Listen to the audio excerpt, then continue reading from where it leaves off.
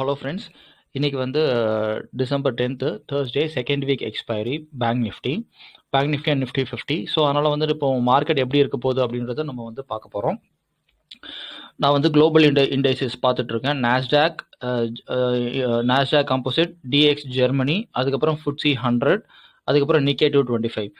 Intraday பண்ணும்போது இந்த 4 இண்டெக்ஸை மட்டும் பார்த்தா போதும். வேறு எந்த ஒரு இண்டெக்ஸையும் பார்க்கணும்னு அவசியம் கிடையாது. இண்டெக்ஸை ட்ரேட் பண்ணணும் மட்டும். நிஃப்டி 50, பேங்க் நிஃப்டி, அப்புறம் அதை மட்டும் ட்ரேட் பண்ணால் மட்டும் இந்த 4 இண்டெக்ஸை மட்டும் பார்த்தா போதும். வேறு எந்த இண்டெக்ஸும் தேவைப்படாது. அதுக்கப்புறம் வந்து நேற்று என்ன நடந்திருக்குன்னா வந்து நாஸ்டாக் வந்து செல்லிங், அதுக்கப்புறம் ஜெர்மனியும் வந்து செல்லாக இருக்குது.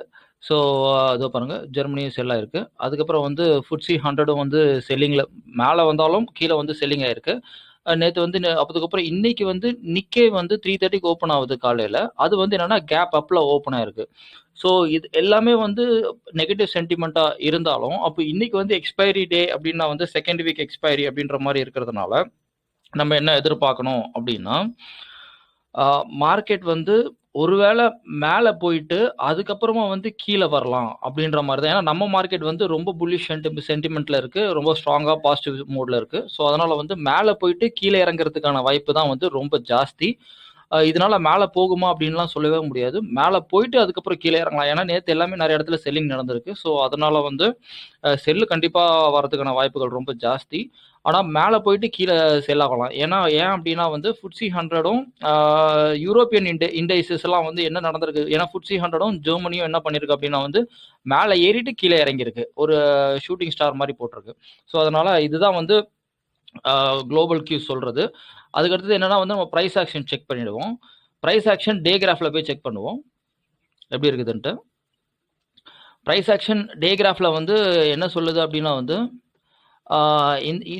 நேற்று வந்து ரொம்ப பெரிய கேண்டில் வந்திருக்கு. அதுக்கு முன்னாடி ரொம்ப சின்ன சின்ன கேண்டில் வந்திருக்கு டே கிராஃபில். அதுக்கு முன்னாடி ரொம்ப பெரிய கேண்டில் வந்திருக்கு. ஸோ பெரிய கேண்டில், அதுக்கப்புறம் 2 சின்ன கேண்டில், அதுக்கப்புறம் பெரிய கேண்டில் அப்படின்னா இது ஒரு பிரேக் அவுட்னு சொல்லலாம். பட் இதை வச்சு ஏதாவது ஒரு டிசிஷன் எடுக்கலாமா அப்படின்னா எடுக்க முடியாது. ஏன்னா ஒரு பெரிய கேண்டில் வந்து அதுக்கப்புறம் சின்ன சின்ன கேண்டிலாக வந்தது அப்படின்னா ப்ரைஸ் ஏற்கனவே வீக்கான நேரத்தில் ஒரு பிரேக் அவுட் கொடுத்துருக்கு. ஸோ அதை வந்து டெய்லி கிராஃபில் வச்சு நம்ப முடியாது. ஸோ இந்த டைம் ஃப்ரேமில் நம்ம பார்த்தா நம்மளுக்கு வந்து வேலிடாக வராது.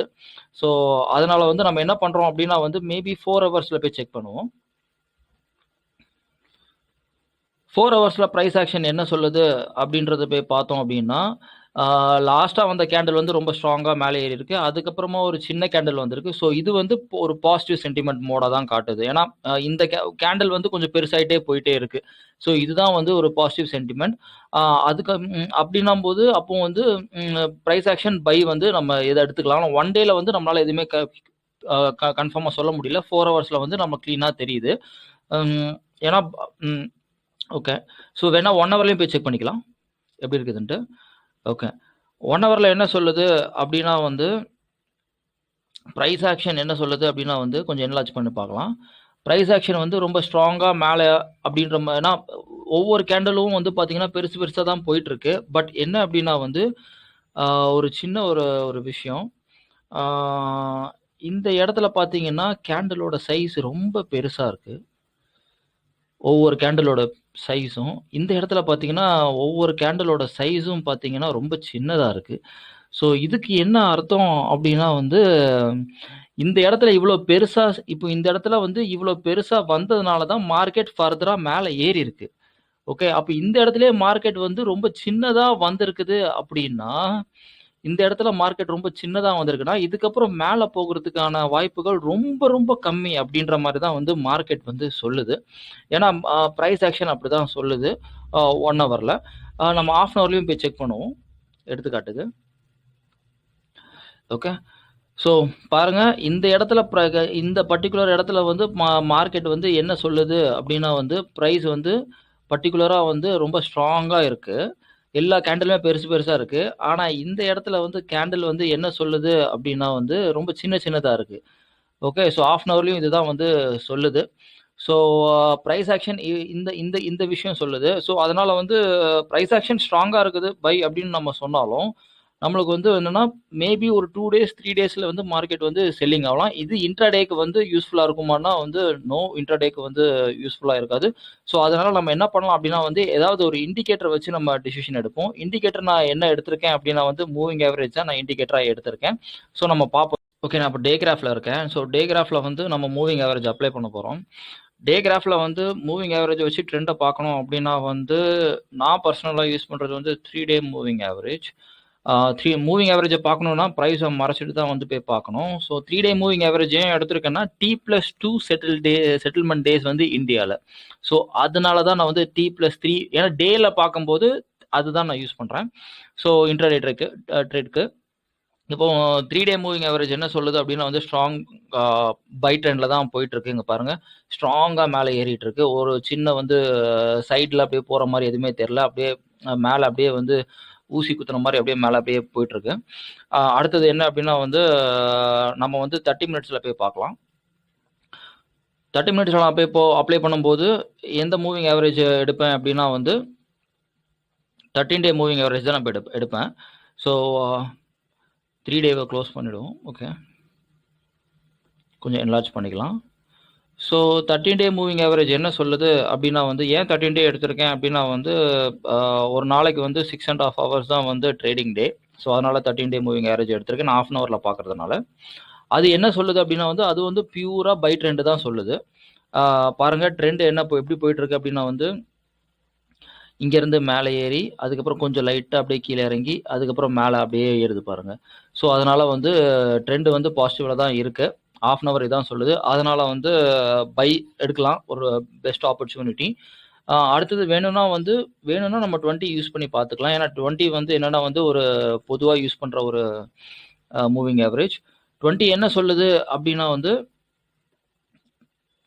20யும் செக் பண்ணிக்கலாம். ட்ரெண்டுக்கு 20யும் வந்து நல்லா ஸ்ட்ராங்காக மேலே தான் போயிட்டுருக்கு. ட்ரெண்டு வந்து நல்லா மேலே பாருங்கள், நல்லா மேலே தான் போயிட்டுருக்கு. ஸோ இப்போ வந்து நம்ம வந்து ப்ரைஸை வேணால் போட்டு பார்க்கலாம். ஓகே, ப்ரைஸ் வந்து நல்லா மேலே ஏறிட்டுருக்கு. Okay, so moving average trade பண்ணணும் அப்படின்னா வந்து இது புல்லிஷ் ட்ரெண்டில் தான் சொல்லுது. ஓகே, ஸோ அப்போ வந்து நம்ம 13ல் போய் பார்க்கலாம். 13ல் வந்து ஒரு புல் பேக் வேணும்னா வந்து இவ்வளோ தூரம் வரைக்கும் கீழே இறங்கிட்டு 30,500 வரைக்கும் மார்க்கெட் வந்து அதுக்கப்புறமா வந்து மார்க்கெட் வேணும்னா ஒரு புஷிங் கொடுக்கறதுக்கு சான்சஸ் இஸ் வெரி ஹை. வேணும்னா அப்படி வரணும்னு அவசியம் இல்லை. மேபி ஒரு ஸ்டாப் லாஸ் அங்கே தான் வந்து பெஸ்ட்டு ஸ்டாப் லாஸ் பொசிஷன் அங்கே இருக்குது. 30,544 தான் ஸ்டாப் லாஸ் இருக்குது. ஒருவேளை வந்து மார்க்கெட் திடீர்னு வந்து ரிவர்ஸ் ஆகுது அப்படின்ற மாதிரி வந்து ஏன்னா பியூர் பை ட்ரெண்ட் தான். பட் இன்னைக்கு எக்ஸ்பைரி அப்படின்றதுனால ஒரு சின்ன ஒரு செல்லிங் வந்துட்டு அதுக்கப்புறம் மேலே ஏறுது அப்படின்ற மாதிரி ஒரு சுச்சுவேஷன் வந்தது அப்படின்னா. ஆனால் 30,566 தான் வந்து ஒரு பெஸ்ட் பையிங் ஆப்பர்ச்சுனிட்டி இருக்குது அப்படின்ற மாதிரி நான் எதிர்பார்க்குறேன். அப்புறம் 20 டே மூவிங் ஒருவேளை இது இன்னும் ஃபர்தராக வந்து ஏதாவது ஒரு மேஜர் நியூஸ் வந்துச்சு அப்படின்னா வந்து மார்க்கெட் எவ்வளோ தூரம் வரைக்கும் கீழே இறங்கும் அப்படின்னா 30,458 அது வரைக்கும் வந்து மார்க்கெட் கீழே இறங்குறதுக்கான சான்சஸ் வந்து ரொம்ப ஜாஸ்தி. ஏன்னா குளோபல் கியூஸ் வந்து செல்லிங் சொல்கிறதுனால இவ்வளோ தூரம் வரைக்கும் மார்க்கெட் போகிறதுக்கான வாய்ப்பு இருக்குது. ஆனால் எல்லாமே வந்து பை ட்ரெண்டில் தான் இருக்குது. ஸோ அதனால் வந்து நான் என்ன சொல்ல வரேன் அப்படின்னா வந்து ஒருவேளை ஸ்டாப் லாஸ் வந்து ரொம்ப ஸ்ட்ராங்காக 3,464 வந்து அவ்வளோ லாங்காக இருக்கிறதுனால மார்க்கெட் கீழே வர்றதுக்கான சான்சஸ் வந்து ரொம்ப ரொம்ப கம்மி. ஸோ இதுதான் வந்து அர்த்தம். ஸோ மார்க்கெட் மேலே போகிறதுக்கான சான்சஸ் தான் ரொம்ப ரொம்ப அதிகம். ஏன்னா ஜாப்பனீஸ் மார்க்கெட் கேப் அப்பில் வந்திருக்கு. ஸோ அதனால் மார்க்கெட் மேலே போகிறதுக்கான condition is very very high. மேலே போச்சுன்னா நம்ம கீழே டார்கெட் வேணால் 30,450 வச்சுக்கலாம், இல்லை 30,560 வேணால் டார்கெட்டாக வச்சுக்கலாம். இதுதான் வந்து இன்ட்ராடேக்கான ஒரு விஷயம். ஸோ நான் என்ன கடைசியாக முடிவு பண்ணுறேன் அப்படின்னா வந்து மார்க்கெட் மேலே போயிட்டு தான் கீழே இறங்கும் அப்படின்றது ஒரு முடிவுக்கு வரேன். இது என்னோட பர்சனல் வியூ தான். அதுக்கப்புறம் வந்து இன்னைக்கு இன்ட்ராடே இன்னைக்கு வந்து வீடியோட டிப் என்ன அப்படின்னா வந்து பார்த்தீங்கன்னா வந்து இன்ட்ராடே ட்ரேட் பண்ணும்போது 1 டே சார்ட்டு, 30 மினிட்ஸ் சார்ட்டு, அதுக்கப்புறம் வந்து 1 hour சார்ட், 4 hour சார்ட்டு தான் வந்து மோஸ்ட்டாக யூஸ் பண்ணணுமே தவிர 1 வீக் சார்ட்லாம் யூஸ் பண்ண வேண்டாம். ஏன் அப்படின்னா வந்து 1 டே சார்ட்லேயே வந்து உங்களுக்கு எல்லாமே சொல்லிடும்.